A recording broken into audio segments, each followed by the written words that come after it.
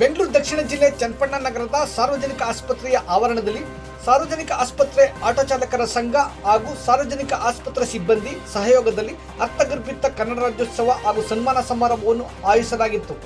ಕನ್ನಡ ಧ್ವಜಾರೋಹಣವನ್ನು ನೆರವೇರಿಸಿ ಮಾತನಾಡಿದ ಸಾಕಿರಣ ತಜ್ಞ ಡಾಕ್ಟರ್ ಜಗದೀಶ್, ನಾಡು ನುಡಿ ಜಲ ಧರ್ಮದ ಬಗ್ಗೆ ನೋವಾದಾಗ ಮೊದಲು ಓಟದ ಕಿಚ್ಚು ಹಚ್ಚುವುದು ನಮ್ಮ ಕರುನಾಡಿನ ಆಟೋ ಚಾಲಕರಿಗೆ ಎನ್ನುವುದು ಹೆಮ್ಮೆಯ ವಿಚಾರ ಎಂದರು.